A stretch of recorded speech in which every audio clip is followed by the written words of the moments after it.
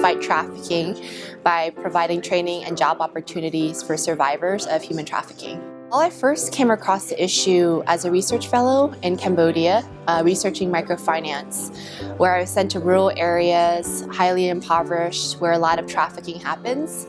And it was there when I was surveying a microfinance client, a single father with 7 children. After we surveyed him, he offered his youngest daughter to my male colleague in his broken English. But as I looked into his eyes, I could tell that he really didn't want to give her up, but they had 1 bowl of rice to eat per day as a family, each person.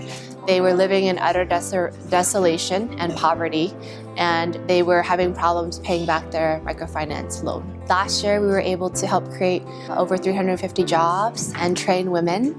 But more importantly, it's the stories behind those jobs. It's girls like Rosie, who was trafficked as a teenager in rural India and forced to sell herself. And so the women in our program helped us find her, and she started our training program while she was pregnant. And so during that process, our current trainees really supported her so she could finish the program. Meanwhile, her pimp kept on coming because it's a small community, trying to get her back. And she was able, through the confidence and support of the other women and our program manager, stand up against the pimp. And now she's still in her program, and she named her daughter Nomi after my organization, Nomi Network. So my legacy is really the ripple effect. It's a ripple effect of me telling my friends about human trafficking and they taking actionable items and actionable change. For example, going to India, seeing firsthand what's going on overseas.